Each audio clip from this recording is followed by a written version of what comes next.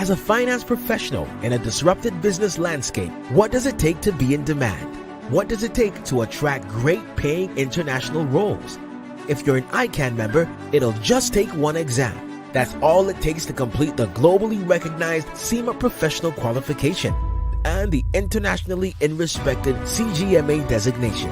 As a SEMA member and a CGMA designation holder, employers will look at you as a finance professional, constantly acquiring new skills to add value to the business.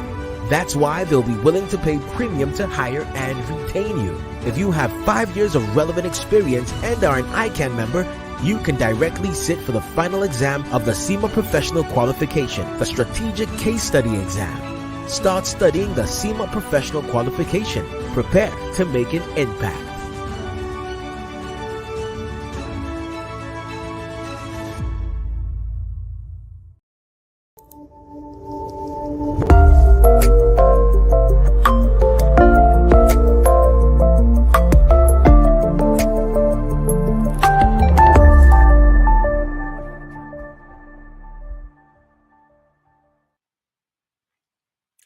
Good evening, our professional colleagues, friends and students of the Institute of Chartered Accountants of Nigeria. It is my pleasure once again to welcome you to another episode of ICAN on AIR, your program, our program, brought to you courtesy of the Institute of Chartered Accountants of Nigeria. I'm your host for this episode, Tosin Akinwumi. Kindly inform your colleagues and friends that the show has begun and you can be part of this show, ICAN on AIR, on ICAN Facebook page, Instagram handle, and ICAN YouTube channel. And today, Thursday, 11th May 2023, we shall be considering another topic, managing the impact of fuel subsidy removal. And I have here with me an eminent professional, an erudite economist, a vibrant speaker, Dr. Muda Yusuf, who shall be providing insight on the topic. Dr. Muda Yusuf is the immediate past Director General of the Lagos State Chamber of Commerce and Industry, LCCI. He served in that capacity for over a decade. He's an economist and has contributed immensely to the national economic discourse through his research-based analysis of policies and government as they affect various sectors of the economy. He is currently the founder and CEO of the Center for the Promotion of Private Enterprise, CPPE, an NGO committed to the ideals of free enterprise and private sector development. Dr. Yusuf obtained bachelor and master's degree in economics from the University of Ilorin, Nigeria, and University of Lagos, Nigeria, respectively. He has a master's degree in business research from the Swiss Business School, Switzerland, and he also holds a doctoral degree in business administration from Swiss Business School, also in Switzerland. He has good insights and competencies in business and corporate strategy, and he's also an alumnus of the Lagos Business School, having attended the advanced management program of the school. Dr. Muda Yusuf has attended numerous prestigious courses, conferences, and seminars, both locally and internationally. Ladies and gentlemen, and that is the profile of our guest on the show today. But before I bring him in, we need to go and run some commercials. And like we usually mention to you, this program, ICAN on AIR, affords professionals and business owners the opportunity to showcase their goods and services at affordable rates. The reach of this program is global, and therefore I assure you, you won't regret the patronage.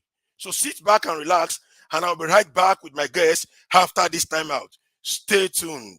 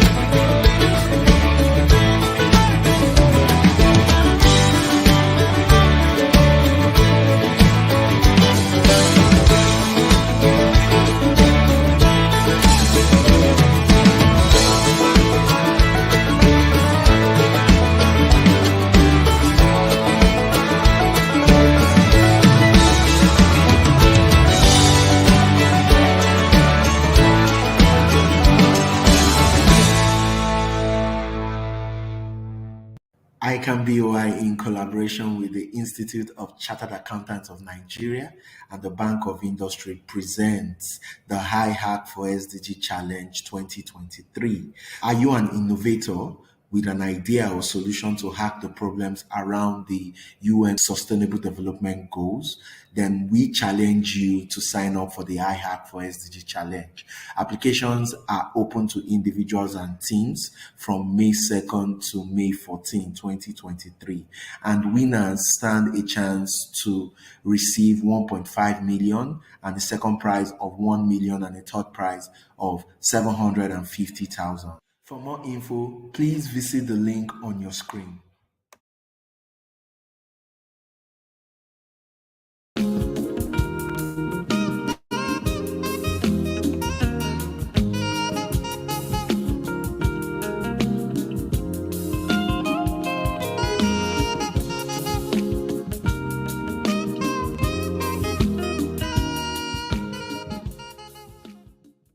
I am highly delighted to welcome you all to the year 2023 annual dinner and award ceremony of our great institute.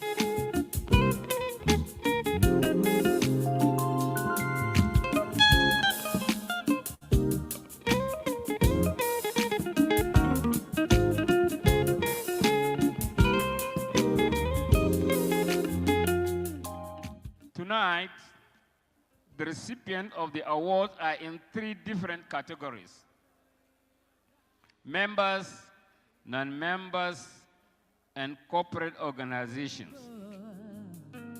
Everything they say the time's supposed to heal ya, well, ain't done much healing. Alone, can you hear me? I'm in California dreaming about who we used to be when we get younger and free. I've forgotten how it felt.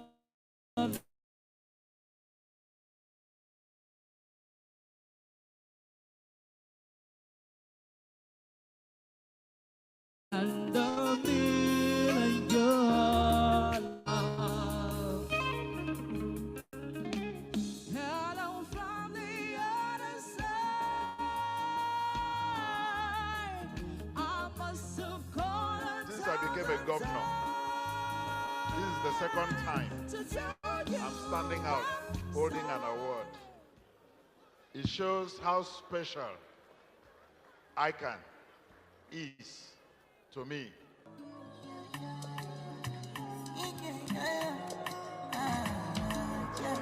My baby, my Valentine. You know, you do make you a temperature. You feeling me a good time.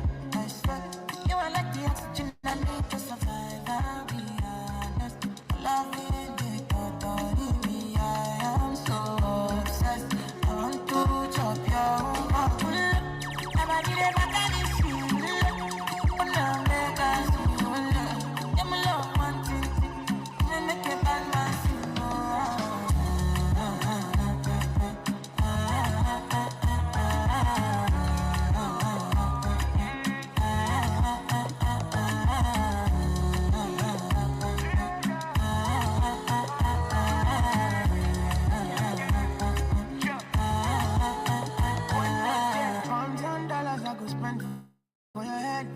talk all they want, I don't care what they say, cause your matter. Now you my con the carry for my head every night. Now you I want to carry to my bed. Oh, no, no. Don't tell me no, no, no.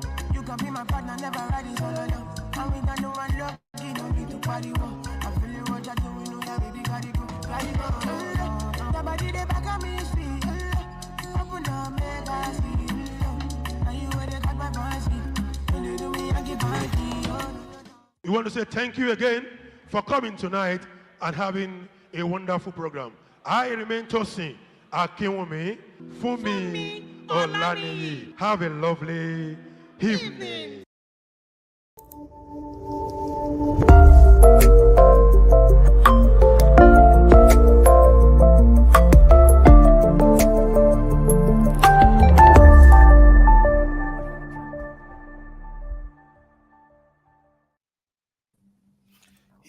If you are just joining us this evening, this is your program ICAN on Air, and today we have in house Dr. Muda Yusuf. However, the clip we just watched, and that's the ICAN Awards and Dinners of the 2023 edition that was held in Monarch Event Center on Saturday last week. I'm sure you know by now that accountants do not just work and work, but we also find time to relax and we ease our stress. And also during the program, some distinguished members and non-members of the Institute were also given an award. Let us not miss this kind of program come next year. It promises to be great. Dr. Muda Yusuf, you are welcome to ICAN on Air. It's a pleasure having you around, sir. Thank you very much. I appreciate the invitation. It's my pleasure to be with you, and good evening to all our members of ICAN and possibly non-members, the entire audience. I say good evening to everyone. Thank you very much, sir. I also want to welcome our viewers across the length and breadth of the country and those in diaspora who are already connecting with us. And like we say, invite more people to join this program. This is a platform that the Institute has provided for us to learn and to be educated on contemporary topics. You can send in your questions, and we have our erudite guest in the house that will be dissolving those questions. And today, we are considering the topic, managing the impact of fuel subsidy removal. So let me provide a background to today's discourse. The federal government of Nigeria had earlier planned to remove the fuel subsidy in June 2023. And this action, many believed, would have lots of impacts, both positives and negatives, on the Nigerian economy. However, recently, the National Economic Council announced the suspension of the removal of the fuel subsidy with a plan to secure a relief package from the World Bank to help cushion the effects of the impact on Nigerians. However, we know that removal of fuel subsidy is an economic discourse, and most people need to be educated on it, particularly about the pros and cons. And that's why we are still discussing it tonight with the erudite scholar. So, Dr. Muda, let me start this way. The Nigerian economy is plagued with myriad of problems. We have a lot of issues in the country. And the rare privilege of having you today as our guest will afford our global viewers the opportunity to learn and share a lot from your wealth of knowledge, experience, and skills. So give us your brief overview of the Nigerian economy and performance of the different sectors of the economy, especially since Nigeria got democracy in 1999. Well, thank you very much. First, let me say that the Nigerian economy is a very big economy. It's an economy that has or that offers a lot of opportunities for investment. It's the biggest economy on the African continent. It has a GDP of over 200 trillion naira. It's the biggest market on the African continent. That's a population of over 200 million people. From that perspective, you will see that the economy offers a whole lot of opportunities. Even in spite of all the challenges that we have, a few sectors are still doing well. A few investors are still looking forward to coming to Nigeria to take advantage of the opportunities that exist here. So, from the point of view of the opportunities that exist in the economy, I would say that this economy offers a whole lot of opportunities.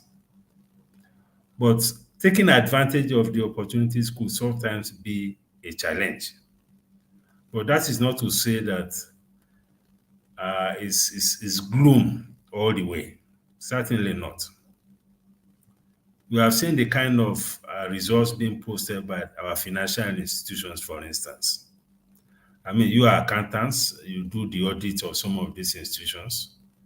You see the kind of numbers that we are seeing, for instance, with the banking industry, the kind of results we are seeing from the telcos, for instance, We are seeing quite a number of upcoming fintech companies. We are seeing quite some good performance in the area of entertainment industry. So there are a few sectors that are doing fairly well. They could do better if the environment was much better than this. And of course, there are sectors that are struggling because of the peculiarities of their demands. These are essentially those who are some in the SME space, some in the production space. Because the demands for these sectors of the economy, particularly those in manufacturing and production, the demands are a lot more challenging. Whereas you can use maybe a 10 kVA generator, 20 kVA generator to power maybe an ICT company or a small company that does, most of what they require is probably some comfort with regard to air conditioner and their laptops. You can't compare that to somebody who's in production, even if the person was just an SME. The kind of energy requirement, we are talking about diesel costing about 900 naira per liter. The kind of issues they go through moving goods in and out of the ports, challenges of logistics, cost of fund, challenges of foreign exchange, high inflation, consumer resistance. These are issues that some segments of the economy are also facing. Okay. So the story is not the same for everybody, but clearly a lot can be done. The situation, the environment can be better so that people can, be able to do a lot better than they are currently doing. Excellent. Thank you very much for that response. The takeaway from that response is that the Nigerian economy, being the largest economy in Africa, offers a lot of opportunity. As an economist of global repute, sir, kindly take us to the global concept of subsidy, then take it down to fuel subsidy in Nigeria and the unending controversies that it has generated. Well, subsidy, the whole concept of subsidy is to make products affordable for the majority of the citizens. Particularly the vulnerable segments of any society. That is why in the advanced economies, there's a whole lot of subsidy around agriculture. Because food security is key. And you will find that in many of the advanced economies. No matter how poor you are, the little money you have, you'll be able to feed. There's also a lot of support in many economies for transportation. That is why in many economies to move around easily, you don't necessarily need to have a car of your own. You don't have to struggle to get public transportation. It could be railway system, it could be buses and all of that. So for many economies or countries that are very properly organized, they recognize the need to protect the vulnerable segments of society and to identify their priorities in terms of spending and make sure that they don't lack access to things that are basic needs, such as food, such as housing, such as transportation, education, and health. So these are areas in which many governments around the world provide subsidy for. And the whole idea is to make these services accessible and affordable to the vulnerable segments of society. Now in Nigeria, the biggest subsidy we are grappling with Thank you very is much. fuel subsidy.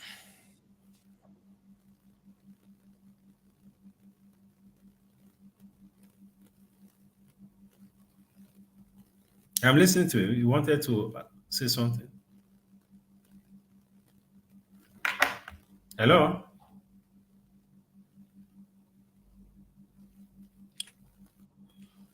Okay. Are you there? Hello, sir. Yes, I can hear you. Yes, I'm here. Can you hear me now, sir? Yes, I can hear you. Okay. So having the So having the understanding of what subsidy and fuel subsidy in Nigeria is all about. So there are people who feel that subsidy should not be removed on PMS, which is petrol, because government has not shown the benefits of subsidy removal on the prices of diesel, kerosene, and aviation fuel. So what's your take on this, sir? Well, talking about a petroleum or fuel subsidy, just as you said, the current subsidy is on petrol. Subsidy has since been removed from diesel, from kerosene, from aviation fuel. That is why they are as expensive as they are now. But what we haven't done properly is that we remove subsidy, but we did not create the right kind of market environment to be able to deliver the benefits of subsidy in those segments. And what I mean by that is the fact that if you look at diesel, look at aviation fuel, they are still largely imported or produced by the NNPC. So we are dealing with a monopoly situation. So what has happened to diesel and aviation fuel is as a result of the fact that we don't have many players supplying the products, whether they're importing it or producing it. And once you have a monopoly situation, you have created a platform for exploitation. Right now, it's only NNPC that is supplying diesel, that is supplying aviation fuel. So along the entire distribution chain, there are all manner of malpractices that people are taking advantage of. That is why the prices are as high as they are. So to make the deregulation or subsidy removal work, we need to complement it with competition, either at the level of refining or at the level of importation. There has to be competition. We need multiple players. Once there is some level of competition, the prices will be much better moderated than what we have now. So that is what has caused the challenges with diesel and aviation fuel, which is now given the whole concept of subsidy a very bad name. We have not managed it properly. If you talk to those who are operators in the sector, they will tell you that they don't have access to foreign exchange. So all of them in the petroleum marketing sector are dependent on NNPC. And once you have that, you have all manner of malpractices. All manner of malpractices, which eventually will culminate, lead to these high prices and create room for a lot of corruption, a lot of exploitation. So going forward, if you must step into this petroleum subsidy removal for PMS, you must be ready to create a competitive market framework so that to start with, you have more people importing the products. There should be a level playing field. All of them should have access to foreign exchange at the same exchange rate. Once we have that, you are likely to have a much better environment. And the prices, meaning it's not likely to go as high as what we have had or with diesel or aviation fuel. So that is my take on that issue. Competition is very key. Creating a competitive market framework is very, very critical to making a success of petroleum subsidy removal. And we need to remove it because this economy cannot continue to sustain the burden of PMS subsidy. You cannot cope with it. I mean, look at the macroeconomic numbers. Unless you want the economy to go under, we have to do something very urgently about the removal of the subsidy. Okay. That's a good one. For those who are just joining us, this is your program ICAN on Air, and today we have in house Dr. Muda Yusuf, and we have been considering the topic managing the impact of fuel subsidy removal. So you can send in your questions, and certainly I assure you that our guest in the house will provide justice to those questions. So moving along, Dr. Muda, some days ago, the federal government announced that President Buhari will commission the 650,000 barrels per day capacity of Dangote refinery on the 22nd of May this year. Some analysts believe that local refining is an important precondition for the removal of subsidy. Do you think the commissioning of the Dangote refinery will give the federal government the green light to finally remove subsidy?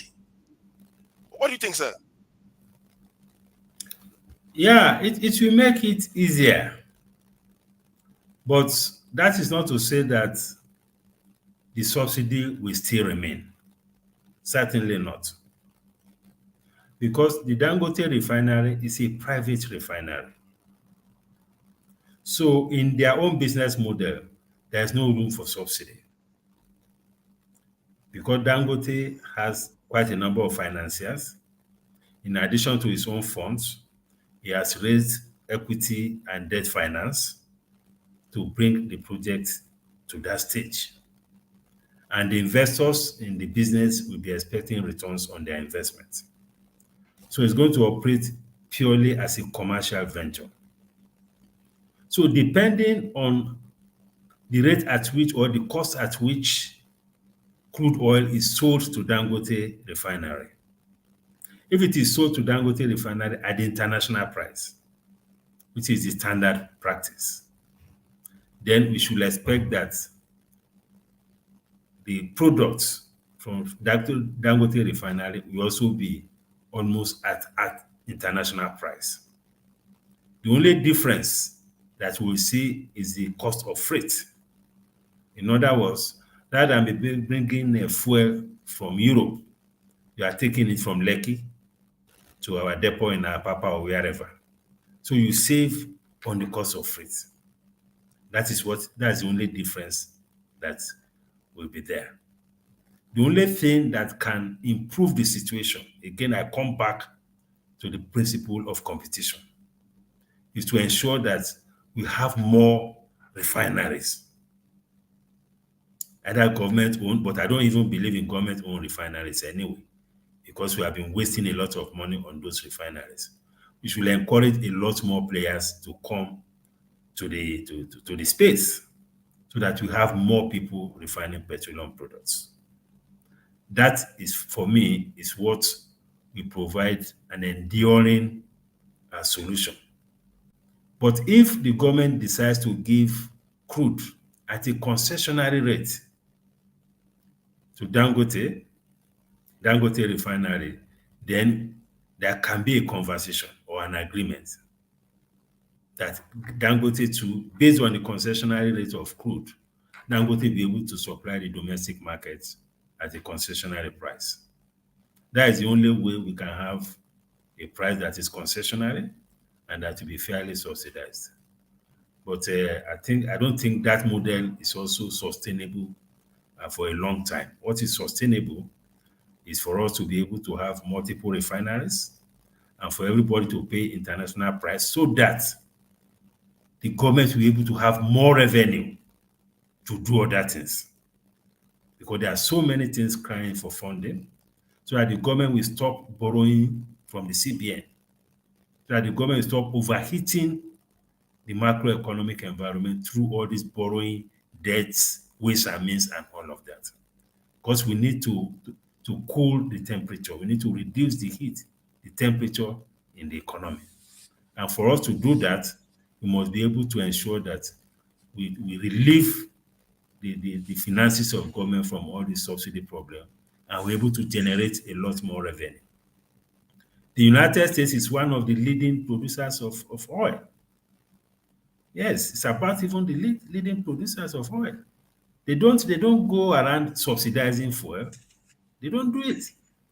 Unless it gets to the very extreme, then they can, intervene by reducing taxes and all of that. because they need the resources to be able to do other things.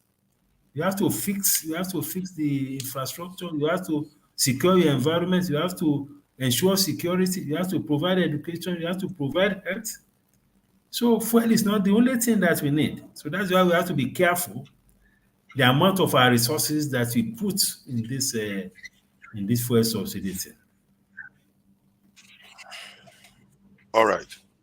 All right. All right. All right. Okay. For viewers who are joining us, I can see people now sending in questions because they're actually following this conversation regarding fuel subsidy, its removal, what exactly will happen to the average Nigerians when this is eventually removed, and all that. And that will take us to the next question. Say, as a former DG of the foremost and successful Chamber of Commerce in Nigeria, how exactly easy is the ease of doing business in Nigeria? How easy is the ease of doing business in Nigeria, Doctor? Well, doing business in Nigeria is not the easiest thing. It's not a walk in the park. If you are not very strong, if you are not very determined, it is very difficult to run a business in Nigeria. But let me acknowledge what the government has done in the area of ease of doing business. And we must commend the initiatives of the PEBEC office, that's the Presidential Enabling Business Environment Council, which is chaired by the Vice President and the Executive Secretary, Dr. Jumoke Oduwole. They have been doing a great work because reforming the system is not an easy task. Changing the way the bureaucracy behaves is also not an easy task. But in the process, at least they have been able to pull out a business facilitation act, which gives a whole lot of, provisions to make doing business easy, particularly with regard to issues of processes and documentation with government agencies. But the bigger issues, which require some heavy lifting, are issues of infrastructure, issues of power supply, challenges at the ports.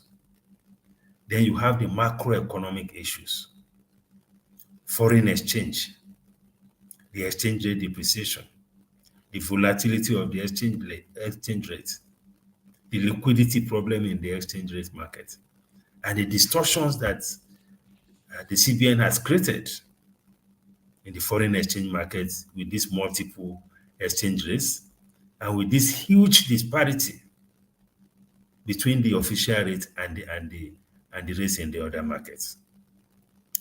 So it's very challenging. And our ports, if you talk to those who clear containers at the ports, it's a nightmare. Yeah. Customs, all sorts of documentation problems. You get out of the port, the customs are still on the road waiting for you, all sorts of issues. So it will take very strong political will to clean up all of these challenges. Beautiful, sir. Beautiful. And we could say from your thought there that actually the ease of doing business in Nigeria is a gradual process. It's a gradual process going by what government has done so far and what actually is still the mess we still have in the system. So I think that's a summary and that's a take on we are going to take from that. Let's also move to another question that we have here on subsidy. So considering the high cost of energy in Nigeria, can Nigerian manufacturers and industrialists, can they survive? Can they break even? And can they actually compete favorably without subsidy? You see, most of the manufacturers, what they use as a major source of energy is diesel. They consume a lot of diesel for their generator and a lot of diesel for the trucks that handle their logistics. So diesel is already deregulated. So in terms of impact, direct impact on manufacturers, I think diesel has a much bigger impact in terms of their production, in terms of their logistics than PMS. But I must say that for the SMEs, some of them that use all these small generators, yes, it may be an issue for them. But they are not many of them are in manufacturing. The big guys who are in manufacturing are either using gas or using diesel. And these are already in the deregulated space. So, but to the extent that the withdrawal of subsidy will affect the larger economy, will affect purchasing power, it could cause inflation, it will invariably also affect them. But in terms of direct impact, diesel and gas have much bigger impact on the big medium to big manufacturers. And that is why we are saying that the government should make it easy for a lot more people to migrate into the use of gas. We have more gas than crude oil in Nigeria. So we should make it a lot easier, so that people can transit from gas, from diesel, even PMS, to the use of gas. Some companies are already doing it. Some estates are already using gas to generate electricity, particularly compressed natural gas. So all this conversion technology, the government can make it a lot easier. Let us make it easier. Let's make it cheaper. If you need to subsidize it, let us do so that more manufacturers can convert their generators into gas-based generators, which is cheaper than diesel and it's cleaner. So we can do a lot more of that.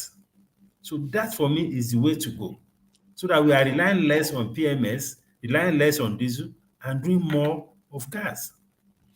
All right. All right. All right. Thank you, sir. We really appreciate this section and we are enjoying the way you are doing justice to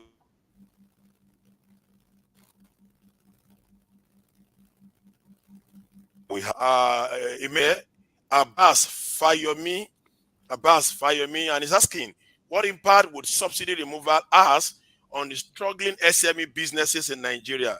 I think Dr. Muda just provided response to that question now.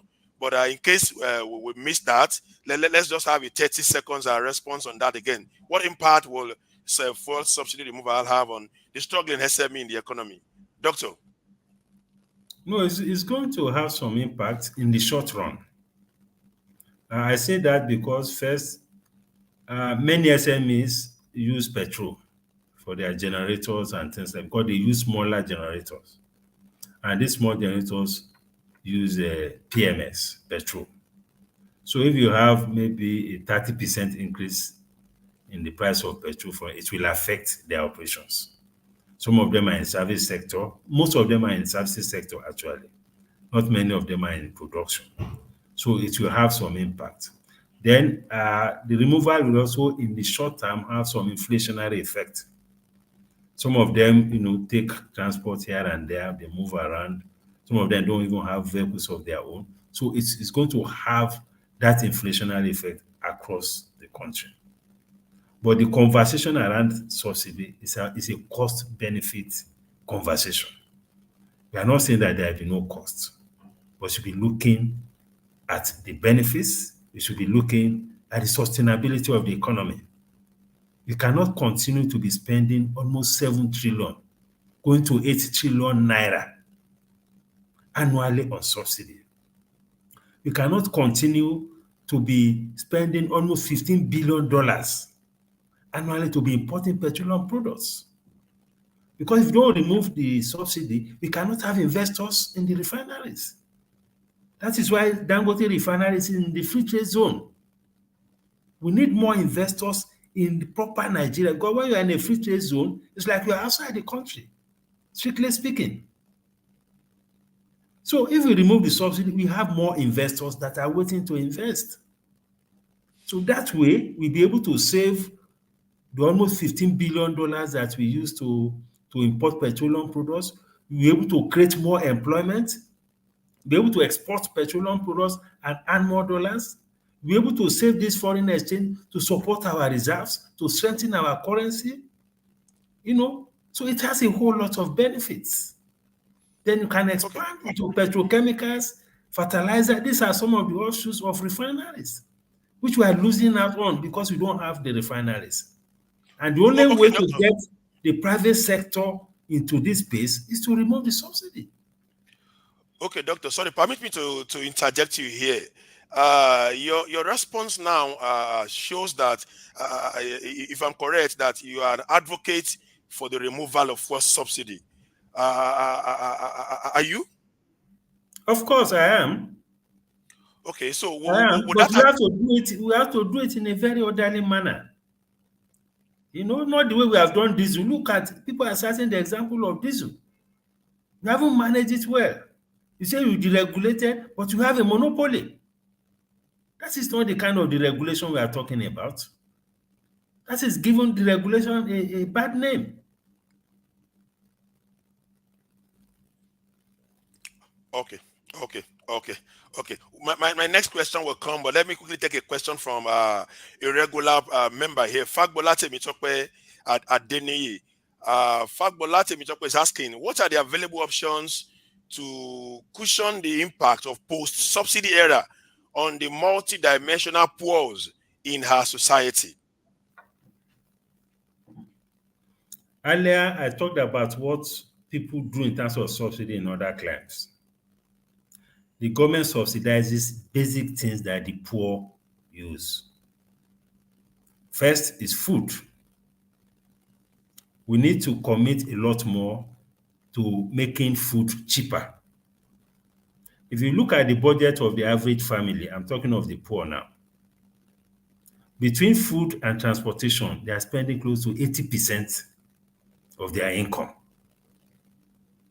So if you can deal with the issue of bringing down the cost of food through a combination of policy mix, first, to create environment to make food production cheaper by those who are in agriculture, making their inputs cheaper, removing all the barriers to their inputs, waiving all taxes and tariffs on agrochemicals, on agric inputs, whatever it is that people are using for agriculture.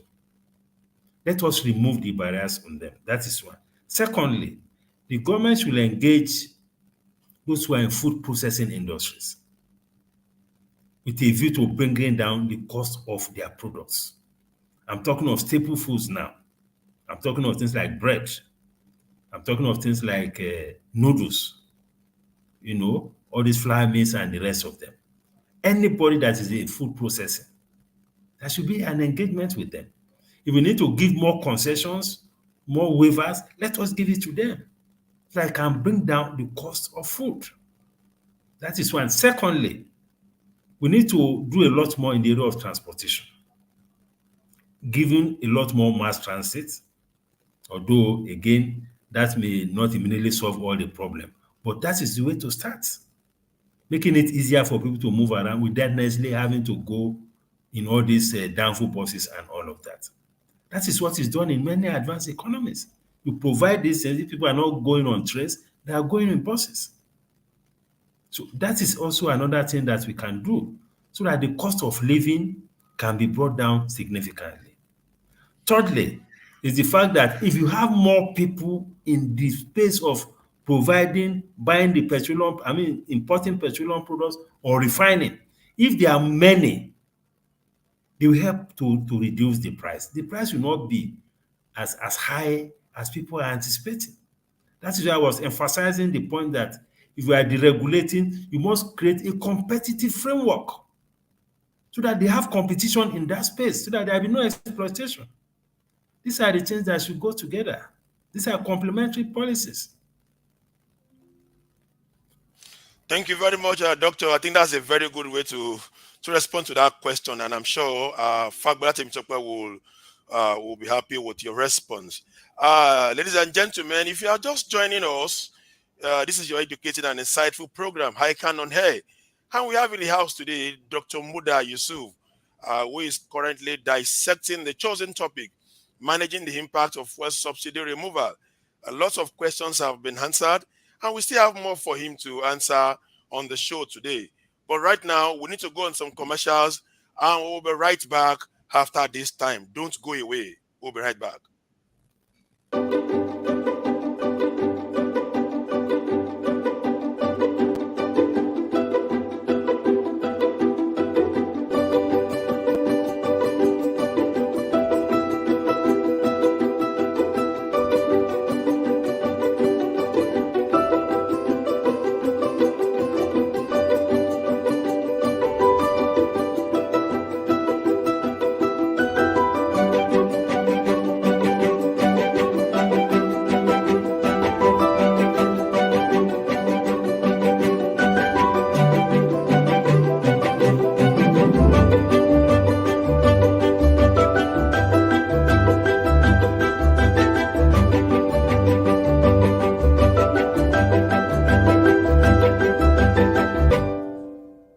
ICAN BOI, in collaboration with the Institute of Chartered Accountants of Nigeria and the Bank of Industry, presents the High Hack for SDG Challenge 2023. Are you an innovator with an idea or solution to hack the problems around the UN Sustainable Development Goals? Then we challenge you to sign up for the iHack for SDG Challenge. Applications are open to individuals and teams from May 2nd to May 14, 2023. And winners stand a chance to receive 1.5 million and a second prize of 1 million and a third prize of 750,000. For more info, please visit the link on your screen.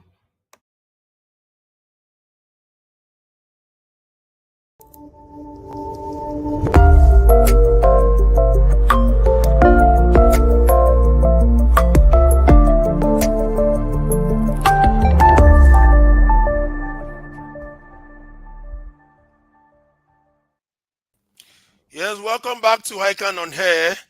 And today we have Dr. Muda Yusuf, who have been addressing the topic, managing the impact of fuel subsidy removal. Send in your questions, and certainly those questions will be responded to. So, Doctor, let's go this way. Some citizens are skeptical of the federal government transparency in reinvesting the subsidy savings in order to improve the lives of the average Nigerians. And that's a trust issue, of course. So given Nigerians' precarious macroeconomic situation, especially the debt burden and servicing costs, which is huge, do you expect that the federal government would invest the subsidy savings in education, health, and infrastructure, or the savings should rather go into debt servicing? What's your take, sir? You see, we have a major challenge sustaining the government operations as we speak. Now, with the securitization of the waste and means finances, that is the borrowing from the central bank, it was almost 23 trillion. If you add it to the 46 trillion that we had as of December, and if you also add it to the borrowing that has taken place between January to date, by the end of this year, our borrowing will be getting close to 80 trillion naira. Now, how are we going to service that? Already, before we got to this level, in the 2023 budget, debt service was over 6 trillion. That is when the level of debt has not even reached this level. So by the end of the year, we may be spending close to 9 to 10 trillion to service the debt at the rate we are going. How much is the total revenue? Total revenue is just about 10 trillion. And we have never met close to 80% of our revenue target. So how will the country survive? So the primary thing now is to ensure that we create a fiscally sustainable economy so that we don't end up with this cycle of asking central bank to go and be printing money to sustain the economy. So the first priority is to reduce the deficit, to reduce the amount of debt from some of these savings, so that you can have a macroeconomic environment that is much more stable. Because the macroeconomic environment is not stable, a lot of us are paying the price without knowing it. All this high inflation is to a large extent as a result of the macroeconomic problem, as a result of the ways and means, as a result of the borrowings. It's affecting inflation. If there's anything that is hitting the poor the most today, it is inflation. Because ways and means of borrowing from central bank is inflation tax. That is what is called in economics. If you want to tax your citizen, if you don't want to go after them, just go and print money and throw the money into the system. It's a tax. So if we want to remove all of that, we should use the savings to cool down the temperature in the economy. And if inflation is coming down, everybody will feel the positive impact. All right. Then we have to address the vulnerable segments. What are they consuming? So we need targeted policies to reduce the cost of food, to reduce the cost of transportation, to reduce the cost of education, to reduce the cost of health. Targeted policies. So that is the way we should deal with it. Thank you very much, Doctor. Getting a physically sustainable environment and creating targeted policies is actually the summary of what you have mentioned in the response to this question. Okay, our time is rushing, and questions keep on coming in for you because people know that you are the economist that can actually treat this topic and can actually speak quality on this topic. Another angle to it, Doctor. A few days ago, President Muhammadu Buhari approached the Senate to approve a World Bank loan of $800 million as part of a national safety net program to cushion the impact of the proposed subsidy removal. Having less than 3 weeks to hand over to a new government, how well thought out is this approach to you? Well, first of all, let us agree that government is a continuum. Whatever it is, whatever a government is doing, it will continue its activities until the next administration comes in, and the next administration will continue from there. So that principle is settled, and it's not a bad idea. But for major interventions like this, I think it's better to allow the incoming administration to handle it. Because it is the incoming administration that will carry the cross of this subsidy removal. Therefore, it should have the responsibility to manage whatever palliatives or to come up with its own framework or strategy of cushioning the effect of the subsidy removal. So I don't understand what the hate is all about. Rushing to National Assembly. I think all of those things should just be put on hold until you have a new administration. Let them now take it off from there. That's what they already got the approval anyway from the World Bank. Whatever it is left, I think it's better left for the incoming administration to manage. Okay, all right. That's well answered. Quick one from Sukomi Ogungbaye. Say, what is the role of the states and local governments in cushioning the pains that come with subsidy removal? In 30 seconds, Doctor, our time is fast spent. Well, they should also provide, I've talked about transportation, I've talked about agriculture, I've talked about education. All the states have roles to play in these areas. They have been complaining that they are not able to play these roles well because they don't have funding. So if you have a subsidy removal regime, revenue to federation accounts will improve, FAC allocations will improve, and that should reflect in what the states are doing for their citizens. And the citizens should also learn to hold their state governments accountable for whatever monies they have. because citizen participation is extremely weak, and that is not good for democracy. We should hold our state governments, our local governments accountable for whatever monies they have. They should publish their accounts. We should know how much they are getting. We should know how they are spending those monies. All right, all right. And for your closing shots in this program tonight, ICAN is always open to ideas and that will positively advance the growth of our members, the accountancy profession, and the Nigerian business environment at large. So, Doctor, what is your advice or suggestions to ICAN on continuous training and bridging knowledge gaps in policy formation and implementation? Let's have that as your parting shot, sir. Well, ICAN is a highly reputed institution. They have members across board. First, because they are in charge of treasury in many institutions, they should help to ensure that we have better transparency in the management of finances, whether in the private sector or in the public sector.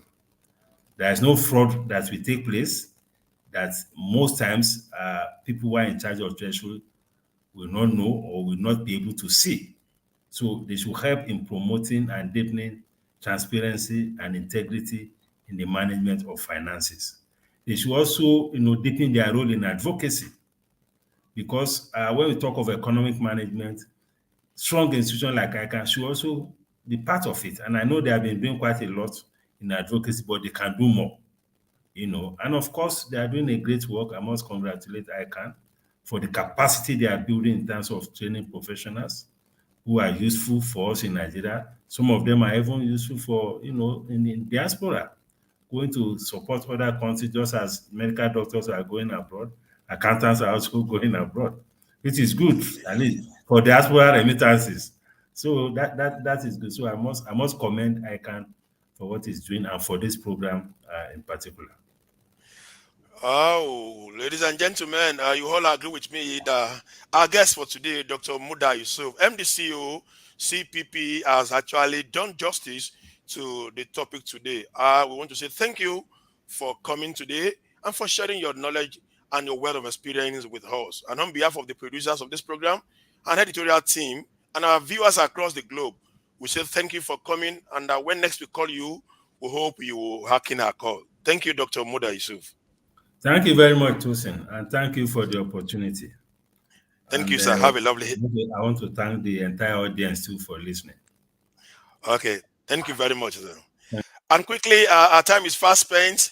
Let's quickly listen to the following announcement. There will be special general meeting of ICAN members, special general meeting, and that will be coming up on May 24th, 2023 at 11 a.m. at ICAN Center, Plot 12, Kofokasimo Street, Lakeview Estate, Amuwo, Dauphin.